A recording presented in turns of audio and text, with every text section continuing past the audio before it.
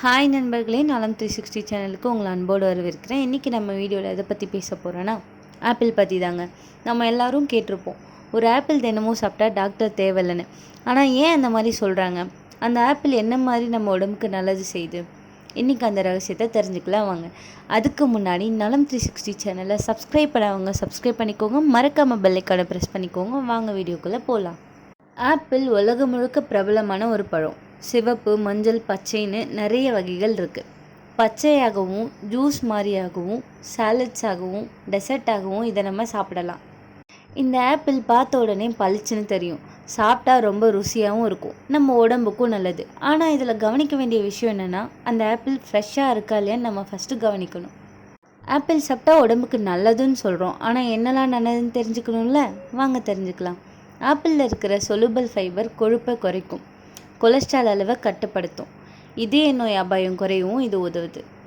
இப்போ கொலஸ்ட்ரால் அதிகமாக இருக்குது அப்படின்னு பயப்படுறவங்க தினமும் ஒரு ஆப்பிள் சாப்பிடுங்க. அது உங்கள் இதயத்துக்கு காப்புறுதி மாதிரி.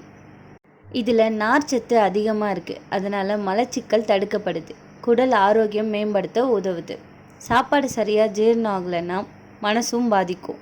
ஆப்பிள் குடலை க்ளீன் பண்ணும், இதனால் நம்ம மனசும் உடம்பும் ஆரோக்கியமாக இருக்கும்.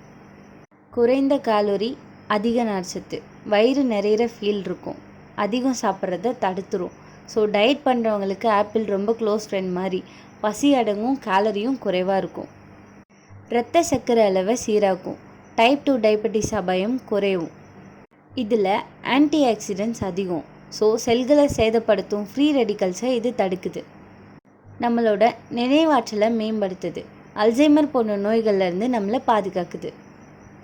ஆப்பிளில் விட்டமின் சி மற்றும் நீர்ச்சத்து ரொம்பவே அதிகமாக இருக்குது, அதனால் நம்ம முகத்தில் பிரகாசமும் சுருக்கம் போன்ற பிரச்சனைகள் குறையவும் இது உதவியாக இருக்குது. அழகாக ஆரோக்கியமாக இருக்கணும்னா ஆப்பிள் சாப்பிடுங்க. ஃபேர்னஸ் க்ரீம்லாம் அடங்காத க்ளோ கிடைக்கும். இப்படிப்பட்ட ஆப்பிளை நம்ம எப்போலாம் சாப்பிட்லாம் தெரியுமா? காலை நேரத்தில் சாப்பிட்றது ரொம்பவே சிறந்தது. வெறும் வயிற்றில் சாப்பிட்டால் ஜீரணத்துக்கு நல்லது. இரவில் அதிகமாக சாப்பிட வேண்டாம். இதில் கவனிக்க வேண்டிய விஷயம் என்னென்னா, இப்போ இருக்கிற ஜென்ரேஷனில் ஆப்பிள் இயற்கையாக விளையிறத விட கெமிக்கல் மூலமாக வளர்றது தான் அதிகமாக இருக்குது. ஸோ கெமிக்கல் ஸ்ப்ரே அதிகமாக இருக்கும், அதனால் நன்றாக கழுவி விட்டுட்டு சாப்பிட வேண்டும். அதிகமாக சாப்பிட்டா வாயு, வயிற்றுப்போக்கு பிரச்சனைகள் ஏற்படலாம். ஸோ அளவாக சாப்பிட்டுக்கோங்க. ஆப்பிள் ஒரு பழம்தான், ஆனால் அது ஒரு மருந்து மாதிரி. தினமும் ஒரு ஆப்பிள் உங்கள் உடம்புக்கும் மனசுக்கும் தோற்றத்துக்கும் ஒரு நல்ல பரிசு. அடுத்த முறை மார்க்கெட்டுக்கு போனீங்கன்னா 2 ஆப்பிள் வாங்கிக்கோங்க. ஒன்று உங்களுக்கு, இன்னொன்று உங்களுக்கு தான்.